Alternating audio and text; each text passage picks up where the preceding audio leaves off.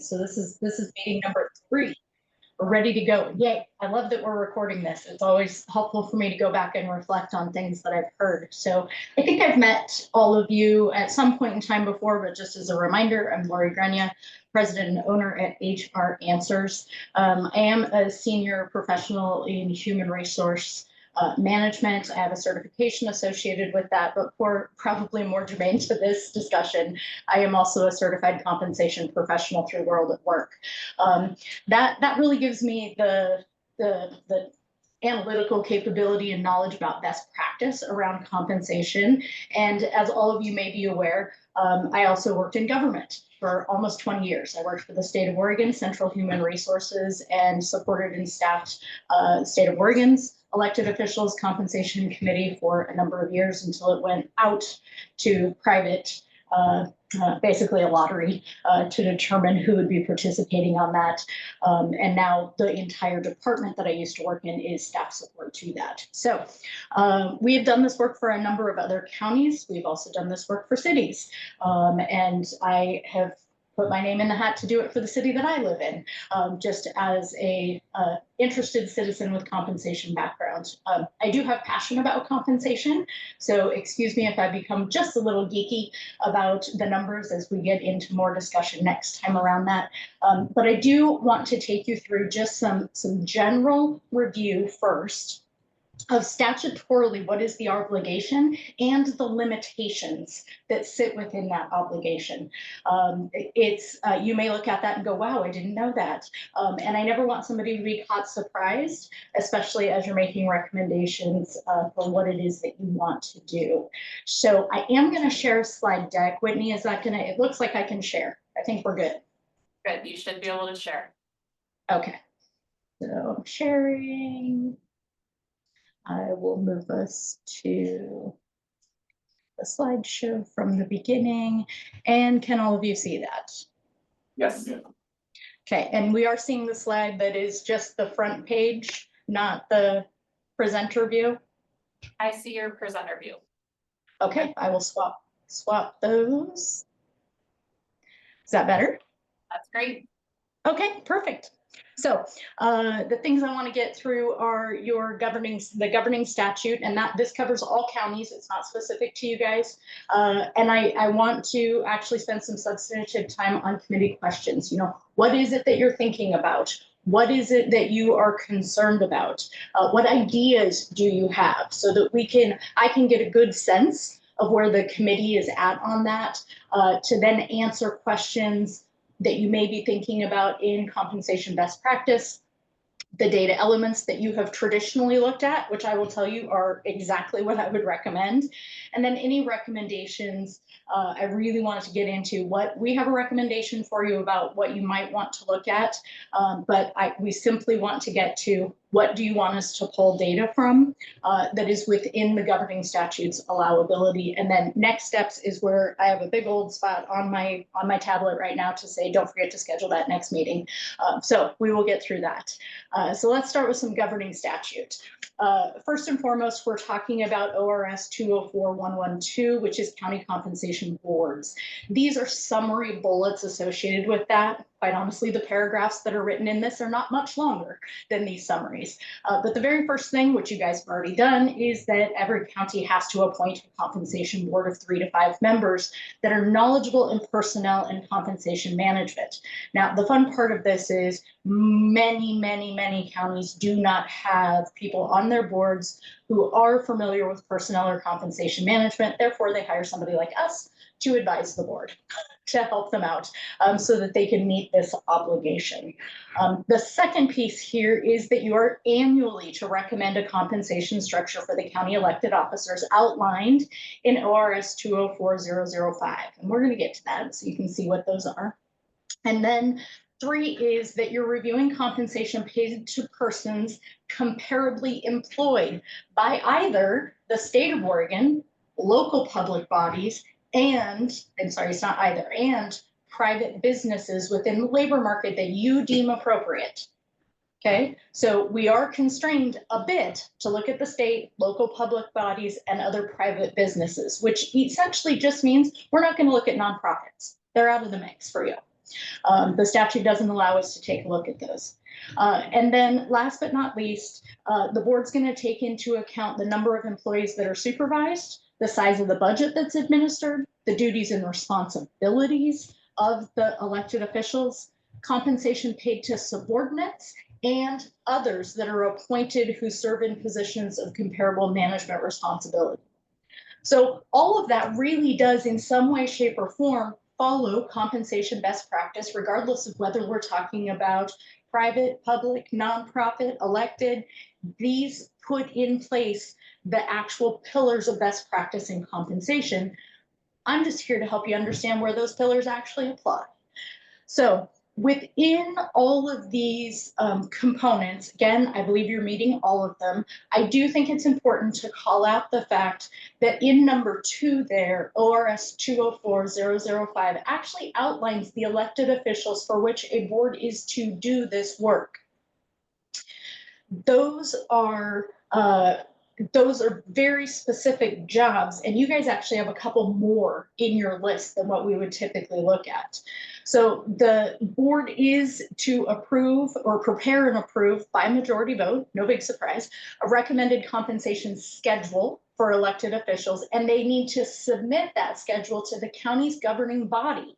Now that governing body is actually dictated in ORS 204-126, which is your county budget committee. So the report goes from this committee to the full budget committee, and then any additional processes that you have from a statutory perspective. There is one very specific piece that I do like to call out for every group here, which is specific to a sheriff or the sheriffs in counties. The pay that you recommend or the schedule that you recommend has to be fixed in an amount which is not less than that for any member of the sheriff's department. Okay, this is the only call out for a specific elected official that means there's a benchmark that we absolutely have to look at and adhere to. So those hopefully are just reminders for what the statutory obligations are. When we're talking about ORS 204-205, which talks about which officials are we talking about, which elected officials are we talking about, they are the sheriff, the county clerk, the county assessor, county treasurer, county commissioner. Those are the only roles that are dictated by this statute to be covered by this assigned board. We also have on the list, which has traditionally been done by this group, the DA for the county and the justice.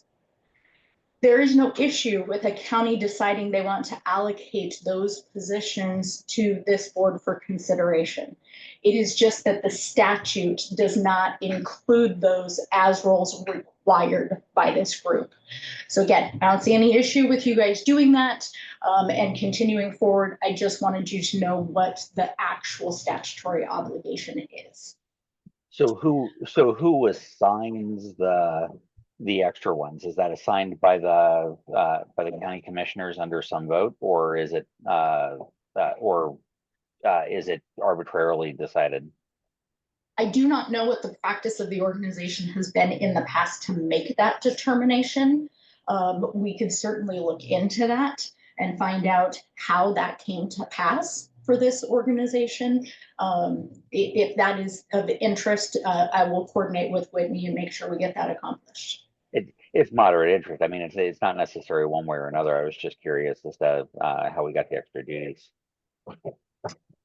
Yeah, it is interesting that I find in most counties, what you are doing, including the DA and a justice or some other types of elected officials, have been grouped into the work of the assigned board for this.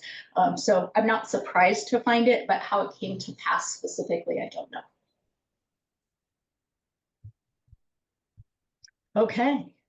So with that bit of a backdrop, knowing what the statutory obligations are, I want to open this up to questions, things that you guys have been thinking about, things that you are interested in accomplishing with this body of work, concerns that you have, ideas around how what you think are comparables, those types of things. And I would like to hear from each of you.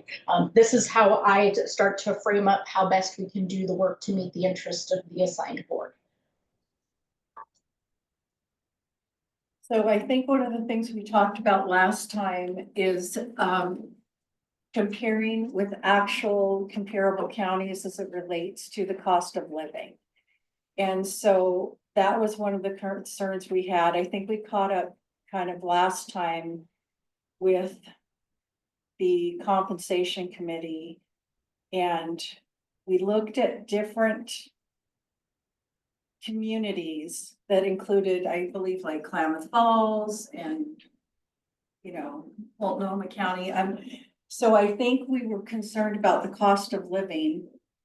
And then the other question I have was about the county commissioners, and I'll just throw it out now. It might not have anything to do with us.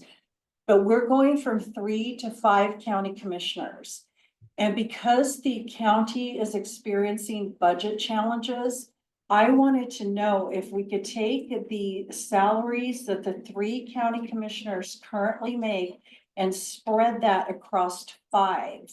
And so not adding the $300,000 or whatever it would be for 2 more county commissioners. And so I don't know your thoughts on that.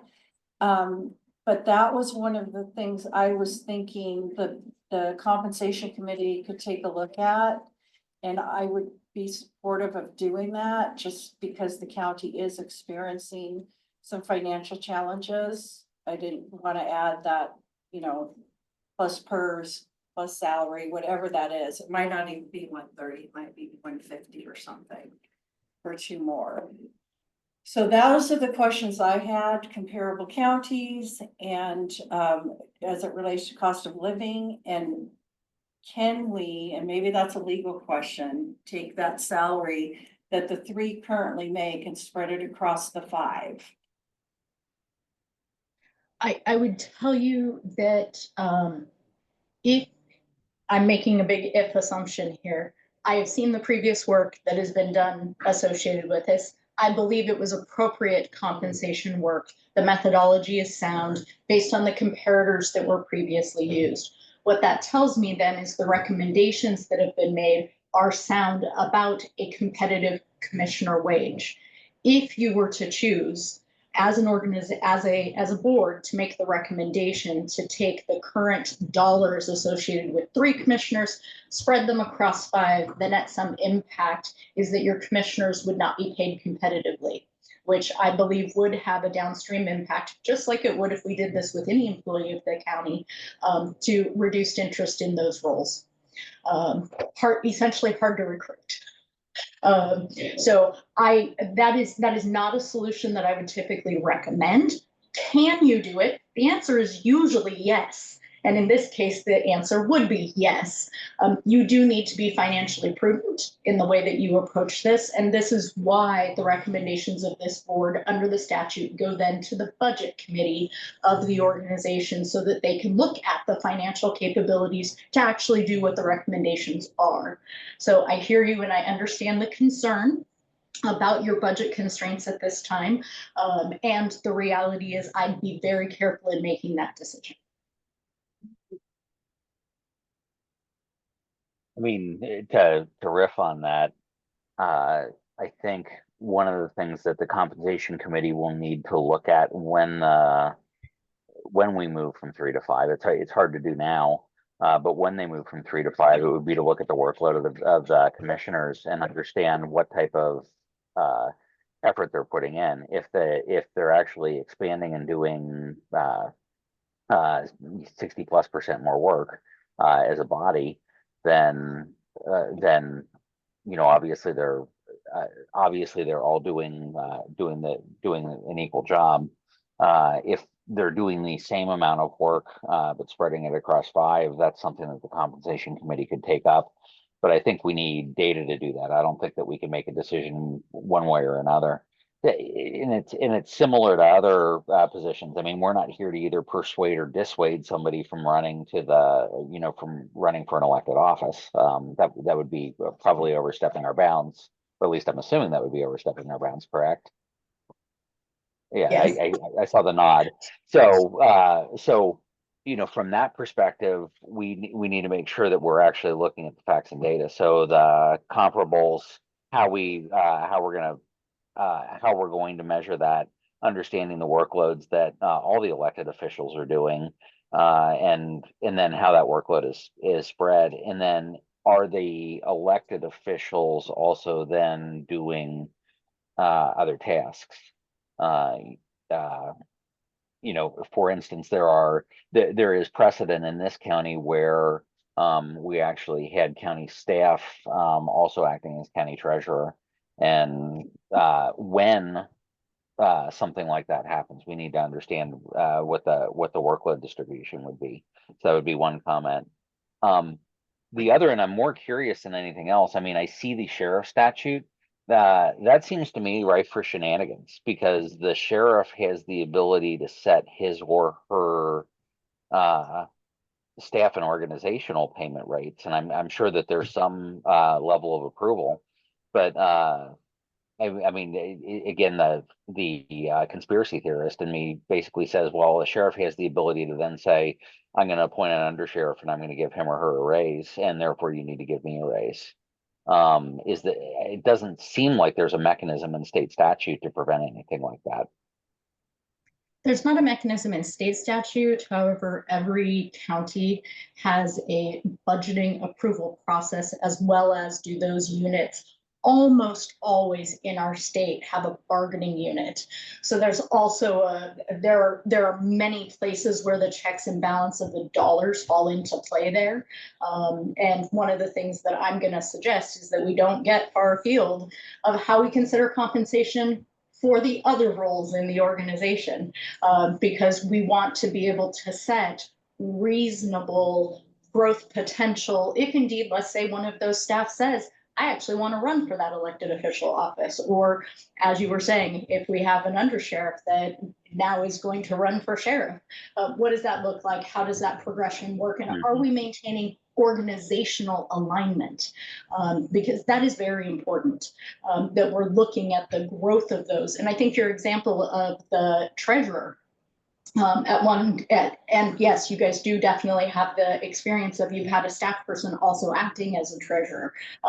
An election will come up again in the future, and that option always has the ability to go back and forth, and that's not an uncommon one. You are right, the duties of the job and what they're actually assigned to accomplish are a big component of when we compare assignments and responsibilities. And that's one of the things you are required to look at as a board. We'll do that through the research and make recommendations for all of you.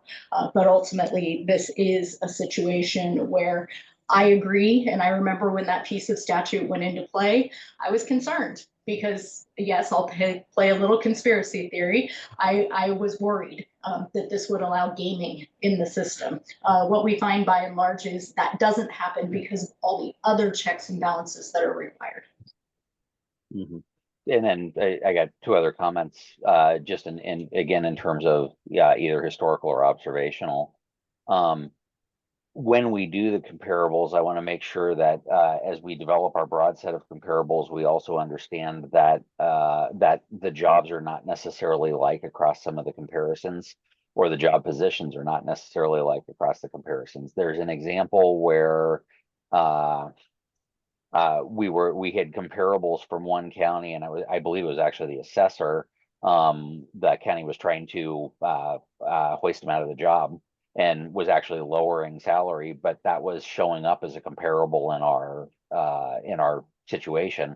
So we need to make sure that as we're doing that there are some checks and balances where we say, okay, let's make sure that we are actually comparing like job for like job across that. And then the other thing, I've seen it in our compensations. It's typically, for the sheriff, there's a statutory requirement. But for a lot of the other positions, it's useful to actually look and say, here's what the elected official is making, and here's what the top non-elected people in the department are also making, to determine whether there is a disparity there. So those would be my comments. And Jim, those are great. And one thing I will say, it may have been a little bit of time since you've seen all the spreadsheets that have previously been produced for consideration here. There is in that set of documents, and we will do it again, a listing of those managers, the highest level positions in there, because again, the statute specifically calls out that you need to look at that. And really that's for alignment and to ensure that compression or inversion does not happen. So that we are, again, maintaining organizational appropriateness in the roles and how they exist in the hierarchy of the organization. So I have some thoughts as well on the same topic. I also had concerns about the choice of the people to go from 3 county commissioners to 5 and how that impacts the budget. And after listening to what you had said, I think that it's important to identify that the county commissioners are elected officials. They are not career job employees as would be a county official. And so I think that they have to be treated very differently because this is a position that the people have placed them in to serve the people. So they haven't been employed by the county to do the job. They have been elected by the people to do the job. And so I think it's very important, as Jim pointed out, that we identify what is it that the job title entails as they are serving the people and working in the county, and how is that distributed when the county commissioner position goes from 3 to 5. And as Jim talked about, I think this does have to be addressed when the transition is going to be made, because I think that the impact on the budget will be dramatic if you just are adding more people, but the same amount of work is being achieved. Why should the amount that the citizens are paying should increase? So that's my concern. Good to know. It sounds like we probably are going to need to have some discussions about the current state with 3. And I know the addition of 5 is additional 2 is coming up. And does the county believe will be accomplished by those 5? How is that divided? So on and so forth, so that we can pivot if needed, to look at it differently or look at it the same, whichever way that goes. So Chrisanna, great comment. I appreciate the feedback on that. Yeah. I think essentially we have to acknowledge, because we've been saying similar things, we have to acknowledge that in all these positions, there's a lagging component. We actually need the data to be able to adjust the salary up or potentially down one way or another. But we need the data first to be able to do it. We should not make assumptions on what's going to happen. We should actually react to the data that's presented to us. And I think that's the most fair as well as the most logical way for the compensation committee to work. And I believe that it should be done in advance to opening up the positions to 5, so that whoever chooses to run for them is aware what that compensation package looks like and what position they are running for, so that there is no misunderstanding as to what their compensation will be should they choose to run for an elected position. Well, that's good. We can duke it out as we work through it. Yeah, I think that's great. I mean, logically, in my mind, if you spread 3 people's work across now 5, as it relates to committees and what meetings they're going to and COIC and all of the different areas where they are assigned with their work in the community and with the nonprofits and the other quasi-governmental agencies, I think you are spreading the work from 3 to 5 now. So in my mind, from the private sector, there will be less work. And so I know we do need the data on that, but the whole point was I think the people voted on it to spread the work. So, more people would be represented, and it's actually going to be less work, I think, for the county commissioners. Well, actually, that's a valid point, and you brought up something that I had been thinking of that we need to look at, and Lori, this might be one of the compensation things that we want to look at. as we look at, in this specific example, county commissioners, but as we look at any of the, as we look at the assessor or the treasurer, we should be looking not only at, like regions, cost of living, all the rest, but we should be looking at scope of job. How many properties is the assessor in the county that we're doing the comparable, actually working on in comparison to what Deschutes County is doing? How many people are being represented in the counties by the commissioners? And the hypothetical, because we don't know how it's going to work out yet, but there's some discussions as to what the commissioners are going to do. Are they going to remain an at-large body, or are they actually going to then be geographically separated within the county? My political opinion doesn't matter in this particular case, but if you were to say we're going to move you from an at-large position representing the entire county to representing effectively a fifth of the county, that's changing the amount of people that you're theoretically daily interacting with. And I know there's a lot of back and forth in that, but that is a fact or a piece of data that we can work with prior to something happening. I still think we need to make sure that we're in all cases assessing the workload that's going on. Is there's a massive influx of people, or should the urban growth boundary distinctly change and suddenly a bunch of properties change? That's something that we need to assess within the various workloads.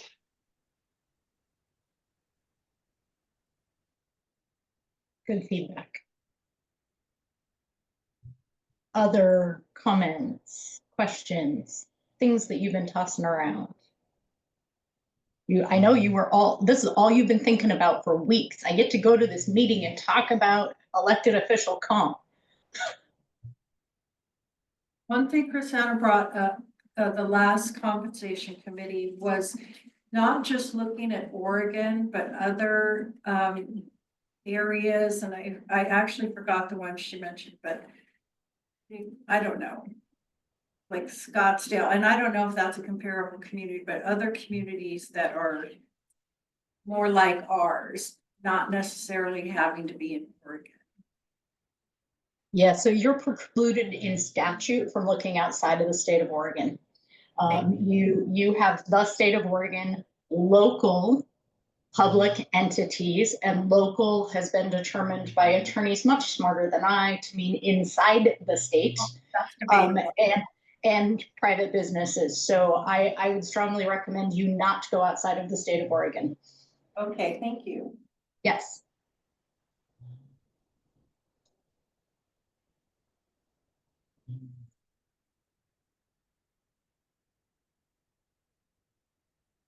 Other ideas? I think looking at the sheriffs, I mean, the data I've seen on the sheriff is that our sheriff is underpaid. So I don't know, comparing to other counties. I just guess I'd like some more information on that. Sure. Where we're at on that. Well, again, I think we can look at the various comparables in terms of cost of living, associated thing. But then again, what county are they representing? What, Laura, you already mentioned size of staff that they're managing, but how many people are they? How many people are in the county? What's the square mileage of the county that needs to represent? We might also be able to look at various law enforcement data pieces, call volume, and other things, although a lot of that really is dictated by staffing. So we'd need to be careful. I also don't want to make it so complex that we basically say, oh, okay, for county commissioners, here's our set of comparables. For sheriff, here's our set of comparables. For assessor, here's our set of comparables. For treasurer, here's our set of comparables. We'll drive ourselves and our and the staff nuts trying to do it. So I think the goal that we should be looking here is, here's a set of comparables. We can do one, maybe two exceptions to account for some variables in this, but in general, we should be able, I hope we should be able to agree that these five are the right five with a couple of minor tweaks, based on position. Is that the, is that something that you see similarly done in other areas, Lori?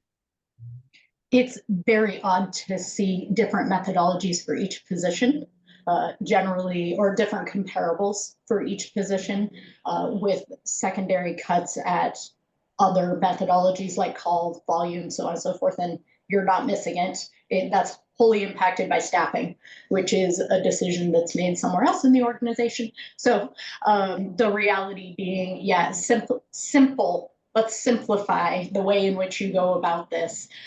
You get to look at this annually, so there's always opportunities to refine and move forward. Again, I would say the previous work being done, less probably one or two components, has been very solid compensation work. So I'm impressed by the work that the county has done to date on this, and look forward to supplying you some additional information. But yeah, we can go everywhere, but what actually makes a difference in the market and how people are paying is consistency and following a trend, which means consistency in your comparators and not changing it on a regular basis. So I do like organizations who want to work hard at where they have differences and where they can have a meeting of the minds for gathering of this information so that you are informed to make decisions. And that's the other thing I always want to remind people of. Compensation data, the information that we can put together, is only information for consideration. It is not the actual answer. You're going to use that to say, and I know this is different, and I know that is different for us, and make calls about where you want to either put additional value or reduce value by recommending compensation to your budget committee. Okay, so don't get too tied up in the fact that there will be all kinds of variation. And that is even more true as government continues to shift in its responsibilities at different tiers. It used to be a county was a county was a county, and they all had the same roles and responsibilities. Same thing at cities. Cities did certain things. That's not true anymore. Counties carve out work that cities take on. Cities carve out work that special districts take on. Heck, the state carves out work that certain counties take on. That creates variation that is very difficult to get our arms around. And the statute associated with this initially was written long before those types of changes were made. And so this idea of there are direct comparables isn't as clean as it used to be. So this is where I say it's information for you to consider. All of those things that you know are different are how you sway back and forth on up or down in compensation for your recommendations.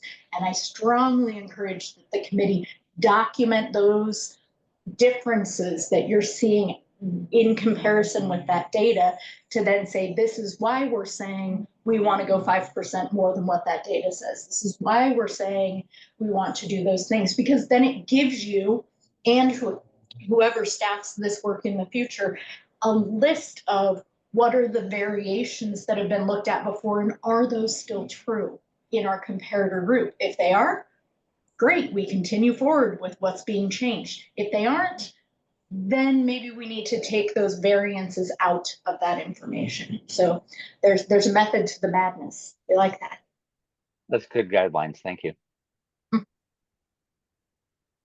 Okay, other comments, or you want me to move on to a little best practice? I think you're good. Go ahead. Okay, so defining comparables within your statutory authority, like we just talked about. State of Oregon, that means the entity as the state, right? Local public entities, again, as I said, other attorneys much smarter than me within the state, and private businesses. Comparable duties and responsibilities are first and foremost. Jim, Chrisanna, both of you have talked about that. Comparable duties and responsibilities. And one of the things that's important on responsibilities is to understand that that is scope of influence, is part of what we're looking at in responsibilities. So when I look at the list that has previously been utilized by the organization, I get a little concerned about City of Bend. Because their scope of influence is simply not the same as that of a county elected person. Because as we all know, counties have multiple cities sitting within them. They have more responsibility and a whole lot of non-urban space that's being dealt with through whatever needs to be considered in those various positions. But second to that is then comparable budget and employee count. Okay, and so that we essentially start with, are the jobs comparable? Is the responsibility comparable? And then we move down to budget and employee count. Again, statutorily required that these are considerations that you're looking at. And so the way in which we accomplish looking for comparable entities is typically those who have the assigned work and the scope of responsibility comparable to our county elected individuals. And then are we dealing with organizations that have similar budgets and employee counts? Now, you will not be surprised to hear that's the exact same type of analysis that we were looking at when last speaking with the county about the whole of all of their employees.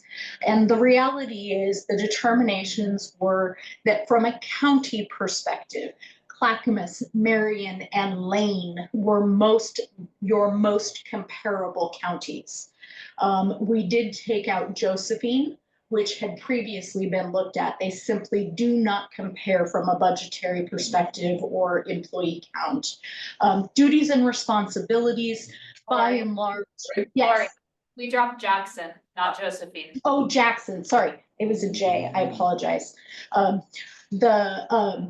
The budget and employee counts are, again, we're looking to make sure that the scope of what we're looking at is similar. How many dollars are you dealing with? How many direct employees could be impacted by internal operations decisions versus the community also that's being served or the populations of those areas?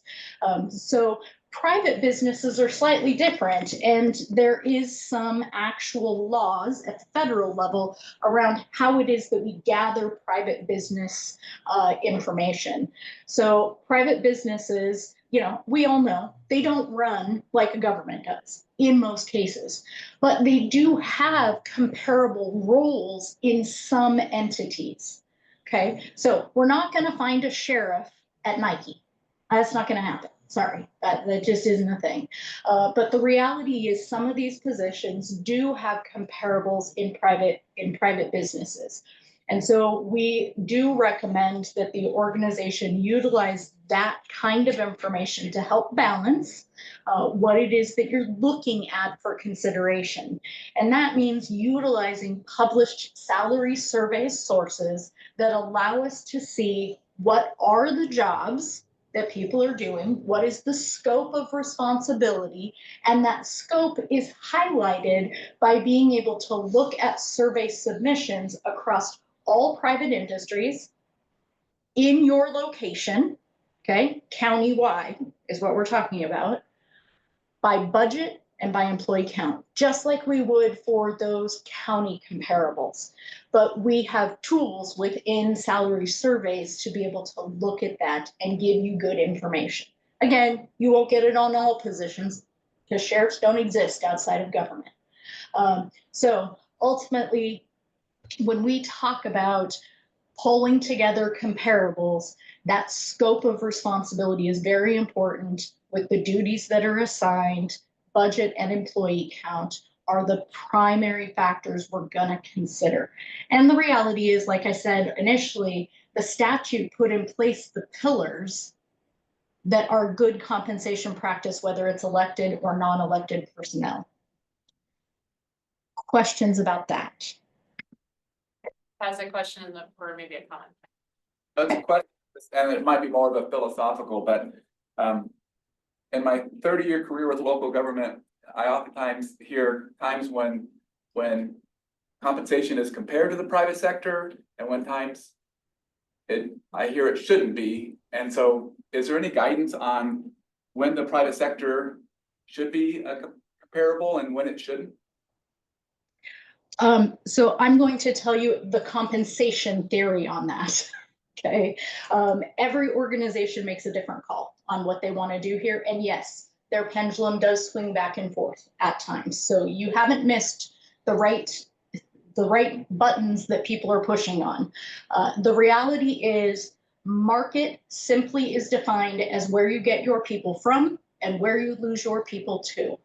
And I believe that as the world of work has matured, both in private and public sectors and in nonprofit, there is much more transferability of skill than there ever was previously. And I only expect that to continue. So the reality that a job in government can only be done by a person in another government or with government experience is less relevant than it used to be. I'm not saying it's irrelevant. I'm just saying it's less relevant. That does mean that we as government employers are absolutely hiring people out of private businesses as well as losing people to private businesses. If that is indeed the case for an organization, and quite honestly, I don't know of a government that isn't in that situation today, then it is appropriate to include private businesses in your analysis.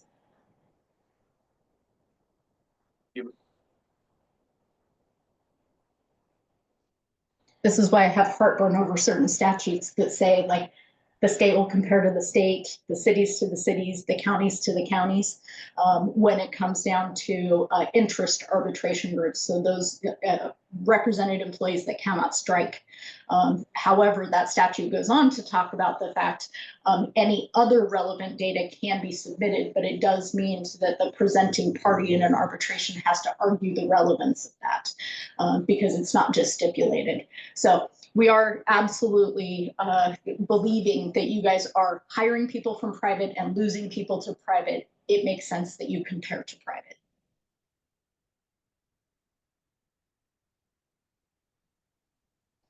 Other questions or comments?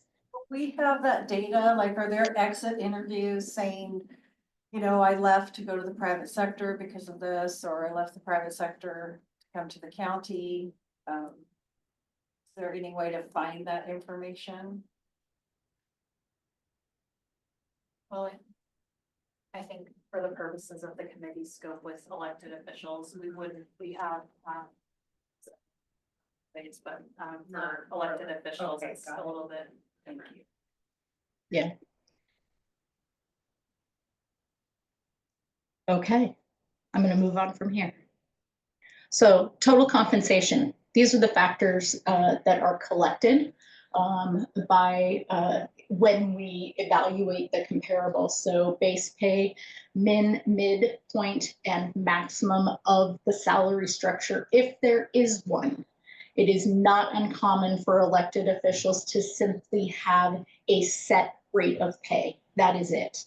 With some additional language around if a COLA is provided. Many of these roles, depending on where we're looking at, are stipend roles. They aren't paid on a schedule as full-time people. So we will collect that. We will also annotate all of those components that we find when doing the research with the comparables. If there is a structure, a min-max structure, we will also calculate the spread, the growth from mid to max, or I'm sorry, from minimum to maximum, to ensure that you know the growth potential that sits in those ranges. Differential payments, we also ask about those. Are there any, another way to think about that is additive pay. Are there any additives that are provided to the elected officials in each role? Longevity is a great example of that, and we commonly see those. Anything else that might be paid to those, we will also gather. And then, of course, in the benefits arena, we want to see any kind of retirement contributions that are made or available, and deferred compensation, as those are more common in this. When we do ask the benefits question, we are looking to make sure that we are gathering information specific to what is provided within York County, but we are also looking for what else are others providing.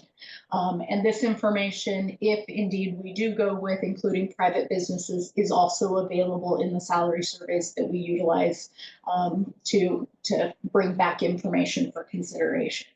So again, you guys have done an amazing job in the past of covering everything you need. And so we will be using that good work, those good baseline templates to move forward in collecting this information. Any questions about this?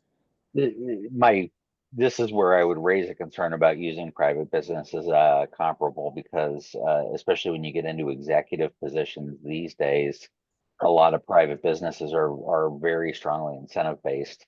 And so it's, I mean, I was in a private business where the bonus structure was anywhere from 0.5 of the base bonus to 5 of the base bonus, based on corporate incentives, personal incentives, other things like that.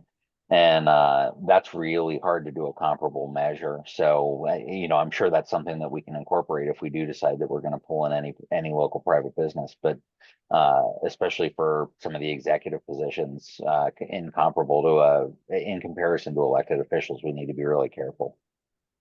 Yeah, and we will certainly, for the roles that we look at through private industry, if again, you want to utilize those, we will pull in what that total cash compensation looks like as a separate line item variance from the base compensation that is there.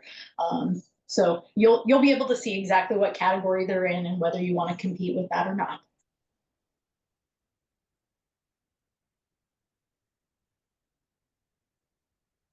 Okay.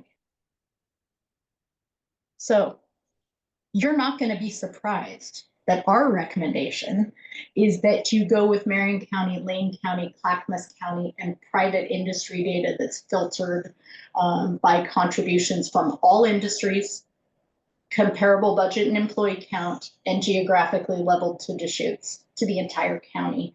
And we would use 2 separate salary sources to do that: the Economic Research Institute and Comp Analyst 360.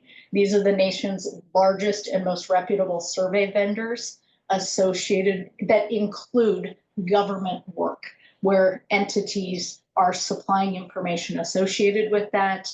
The job descriptions can be compared to those things, but it does give us a really nice rounded view of what you're up against when you're hoping to get people to run for these elected offices. So the committee has to make the decision with regards to where you want us to gather initial data. This would be my recommendation, but I'm here to listen to what it is that you guys would like us to pull so that we can put that together for consideration. I don't know the makeup of those counties as far as how many, I'm going back to the county commissioner deal. How many Marion, Lane, and Clackamas have? Do they have 3? Do they have 5? Do you have the 6? You know. Has 3 and Lane and Clackamas have 5. And just to kind of, I think this is clear in Lori's slide, but just for the committee's awareness, this is the comp philosophy that the board directed staff to use this past April. So they reviewed county compensation philosophy, and this was their direction too. So this is what's being used across the organization. With the city of Bend. With the city of Bend, and that's why Lori has the caveat of the city of Bend coming out, because obviously for these positions, that would not be incredibly helpful.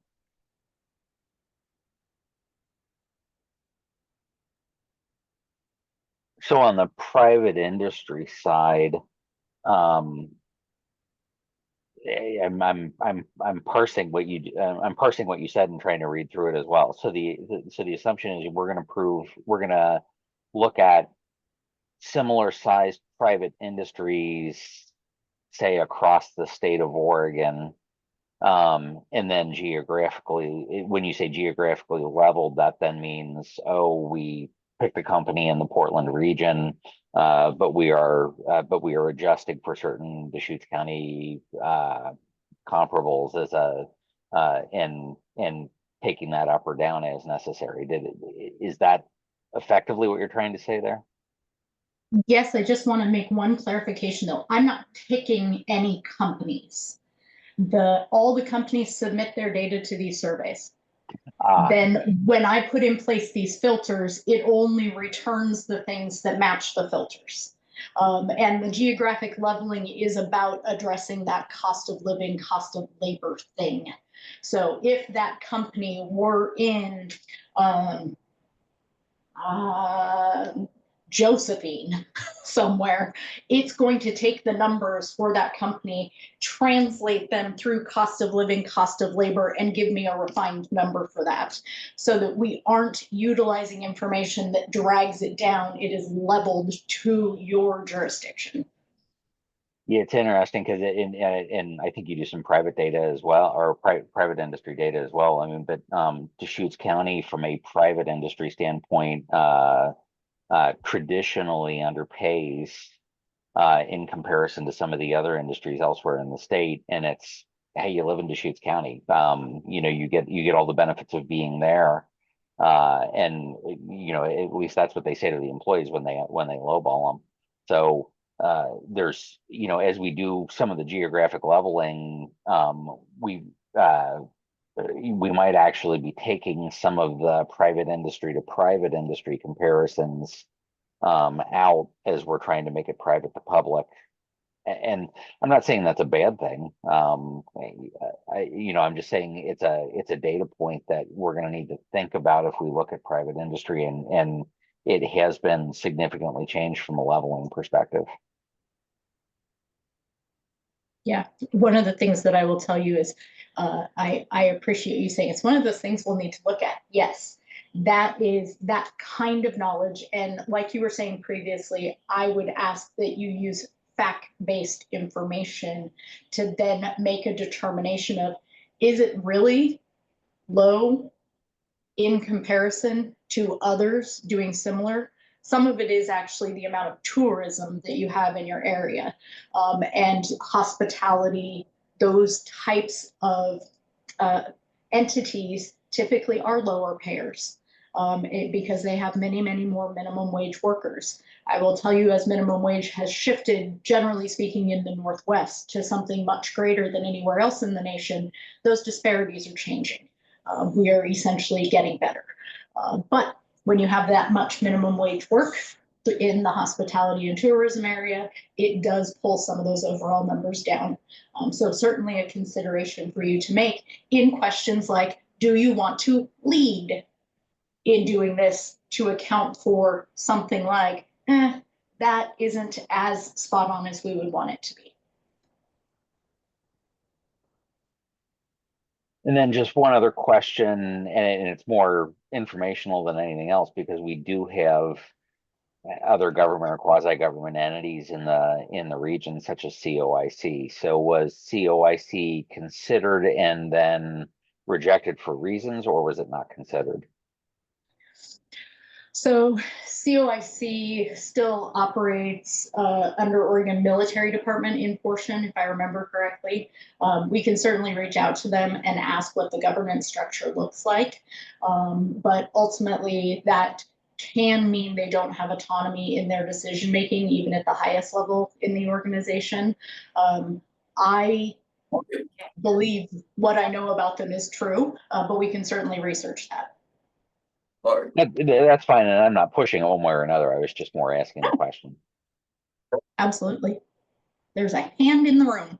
oh yeah, COIC is Central Oregon Intergovernmental Council, so it's a council Oh. of government. Yes, so sorry. I was thinking another one. Yeah.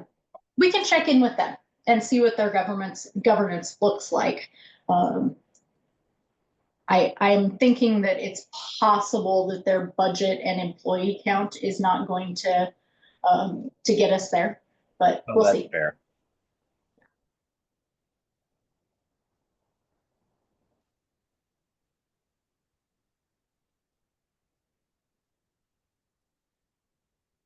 Other questions?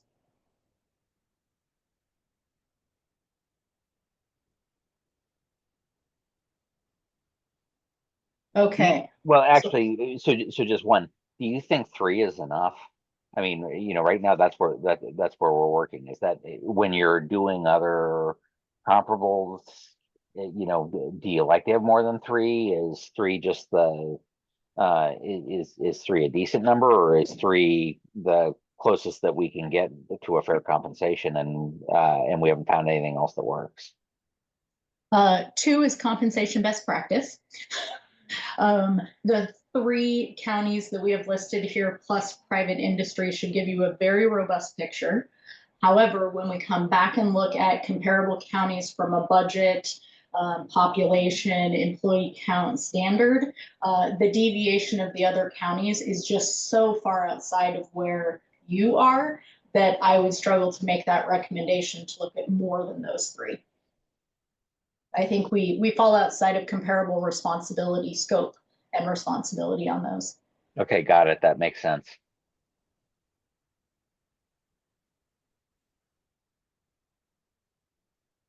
Okay. It's decision time for me to know what data you want me to pull together. So again, I'm suggesting Marion Lane Clackamas and private industry data, all industries, comparable budget employee count, and then geographically leveled back to Deschutes using two different salary sources. How is the committee feeling about that?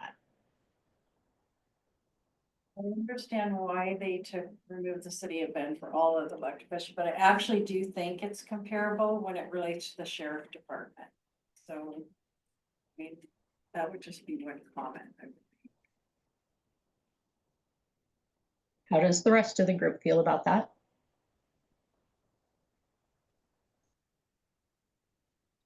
That's. I'm trying to come up with the right comment.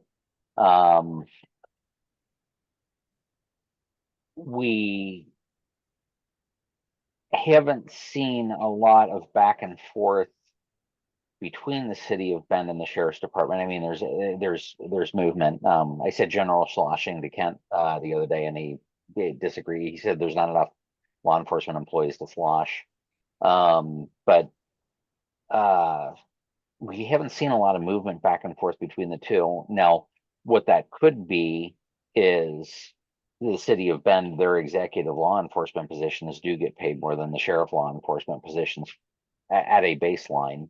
And there's just no interest in moving to a more complex job in the sheriff's office because of that.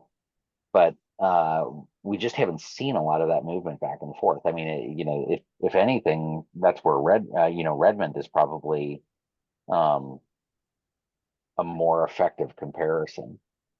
Well, the reason, But I'm speaking out of turn a little bit though. Jim, the reason I say it is I don't know, that's why I don't like hard and fast rules where I'm gonna look at counties, because when it comes to the sheriff's department, I don't know if Marion Lane or Clackamas have the tourism that we have.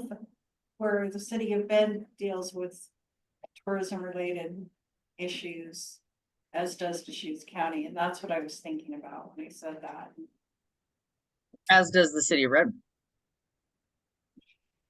I don't know if the city of Redmond has the tourism that the city of Bend and. Well,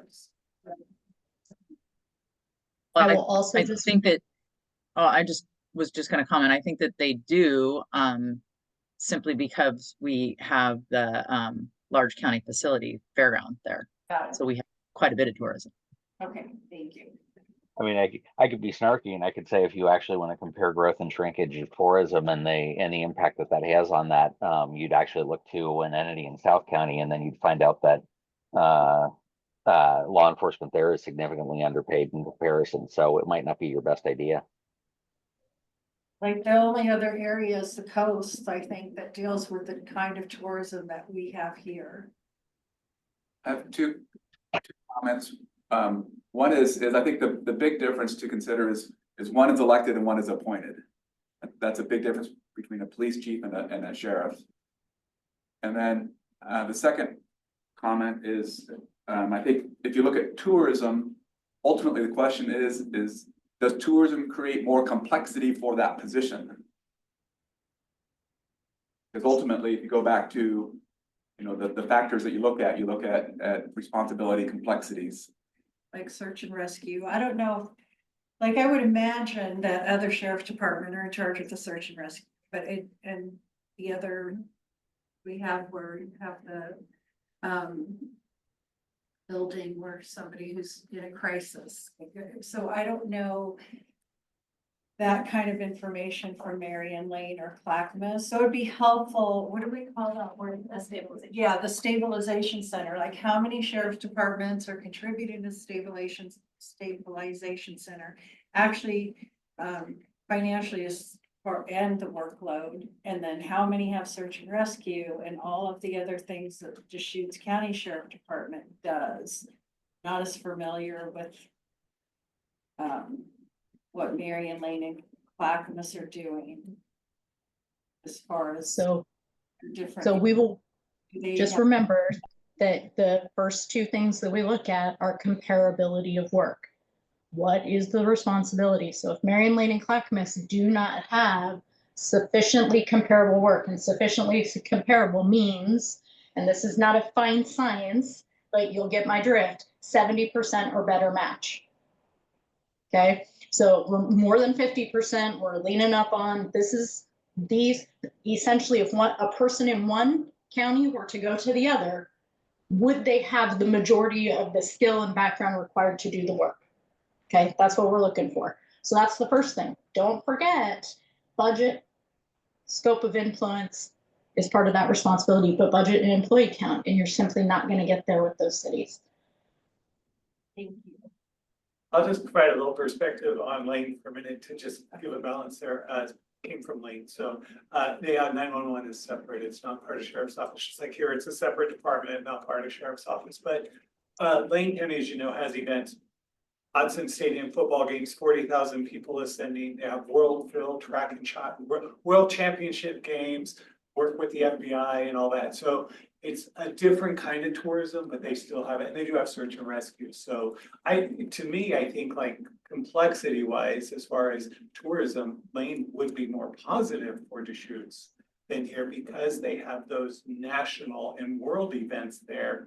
Obviously Bend has, in Deschutes County has bigger events as well, but they have a number of quite a few big events, which I think would add complexity too. So it may balance out that perspective. Yeah.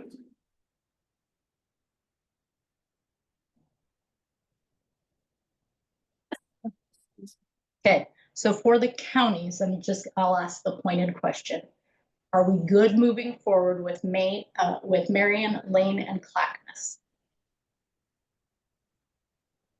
I will say I am better with those three than I was with the addition of the fourth before, because it was kind of to me, that was the one that was the most problematic in comparisons. So if the benchmark is 2 and we've got 3 and we're adding extra data on top of that, I'm okay with looking at the data and seeing where it points us. Other committee members? I'm fine with that.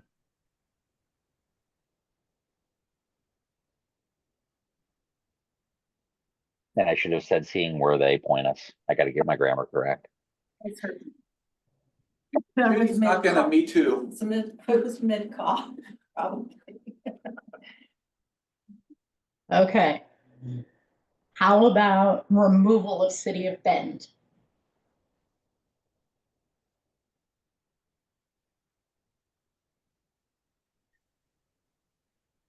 So can it, you said that for, I might have missed it, for the normal hired staff comparison, City of Bend is or is not part of the comparables there?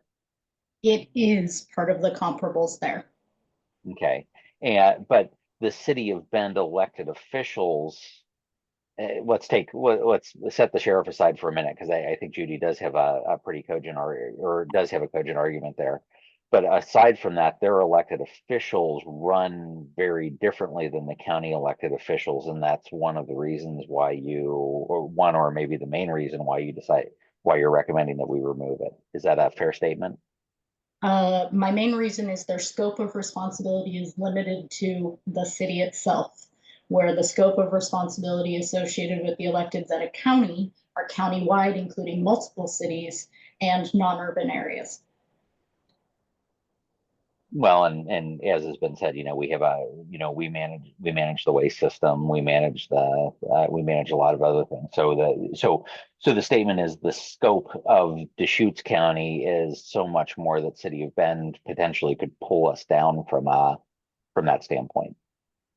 Well, I will tell you, I wouldn't even get to the numbers because the comparability of the jobs and responsibility being a major component of comparability of work is not going to get us to the 70% mark. Okay. And then Judy, to your point, I mean, one of the comments that I would make is, I think we could do some, or we could ask some questions. Like I said, we don't want to go so wild that we're doing 7 different comparisons for 7 different positions. But I think in the sheriff's standpoint, you can always do kind of the back check of, are we within the taillight distance of other comparable law enforcement? And yes, the sheriff has greater duties and lesser duties in certain areas than the city of Bend or the city of Redmond or other things like that. But it's just one of those things. If Bend decides they're going to, double the salary of the next police chief, is that something we need to consider? I'm not expecting that they're going to do that because they have similar budget problems to the county. Thank you.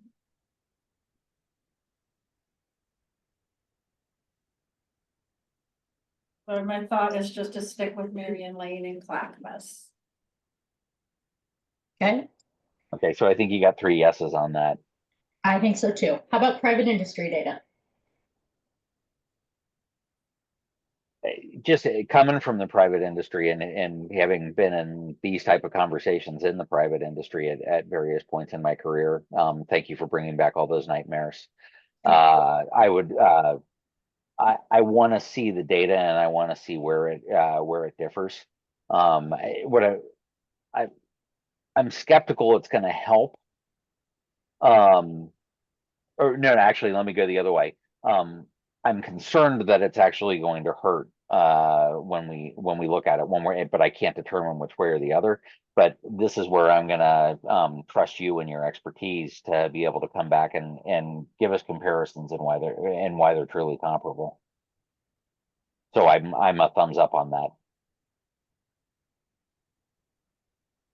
Others? I think the data's fine looking at it, but I don't think it's helpful either. I mean, you look at a Columbia Sportswear that,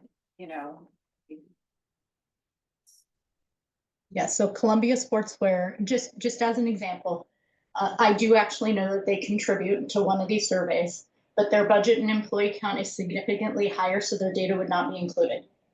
okay, thank you. It is only those within the scope of all industries, budget and employee count, then geographically leveled to your area. So that everybody who says, hey, we've got $10 billion of a budget is gone. Their data will not show up. And that data would be helpful. I also I agree with Jim. I think that the data would be interesting to see, but I think that you are comparing apples and oranges when you're talking about the elected officials. It's just a totally different situation than the other county employees. I don't mind outlier data to say, well, this is outlier data and it either proves or disproves that we're brilliant. So that's why I'm good with seeing it as a comparison. I just want to make sure that we say, okay, this is private industry data, and then let's attach the hairy eyeball to it to determine how well it fits. That was a technical term. I like it. That's a good one. Okay, so 3 counties, private industry data, as stated here, is what we will bring back to you for consideration. I understand we need to set a next meeting. That's all we needed to accomplish today. Woohoo!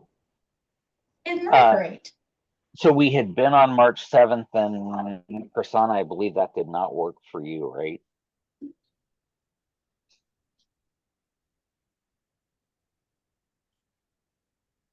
Donna, you're muted. We can't hear you. You're still muted.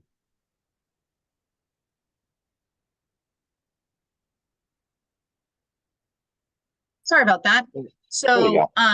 yeah, now you can hear me. That's much better. I had something on top of my screen for some reason. So I can do the following Friday works great for me. If that works, it's just the 7th isn't gonna work for me. 14, is that right?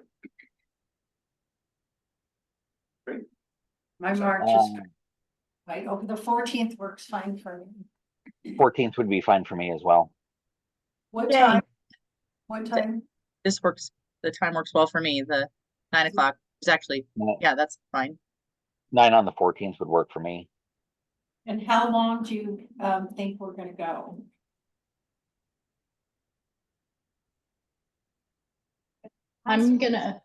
I would suggest we have 2 hours so we can fully dive into each role. My goal will be to get you data in advance of that meeting so that you can start to formulate your questions and we can start to work through those. Thank you. I'm just gonna remember how long. That works for me if it works for everybody else. Works Are you works for me. sure? I just need to put it on the right calendar so everybody in the Thanks for gallery being doesn't wonder why flexible. they need to attend.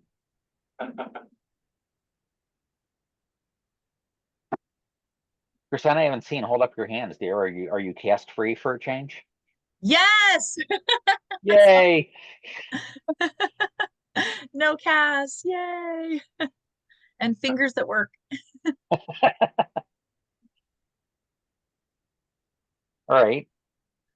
Do we have anything else that we're covering today?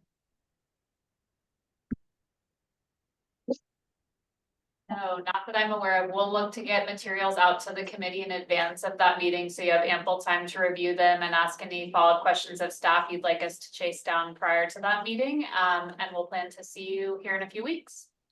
And Lori, I should say thank you. I always appreciate your expertise and I have a lot of confidence that you're going to deliver a great product. Oh, thank you. I appreciate that. And staff, if you could also send the Zoom link to me as you did before, that would be helpful. I didn't hear you, Christina. I'm sorry. What'd she say? Did you hear me? No, I was talking over you. I'm so sorry. Oh. I'm sorry. I said if staff, if you could please send me the Zoom link for the meeting on the 14th, that would certainly be helpful to me on my email. Yes, we'll do. Unless you're in someplace warm, in which case we'll come to you. Yes. I think it'll probably be about 90 by then, so.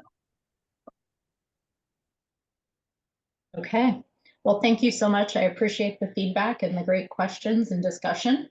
And we'll see you in a couple of weeks with some great All right, data. Happy Friday, Okay. everybody. Thank you. Happy Friday.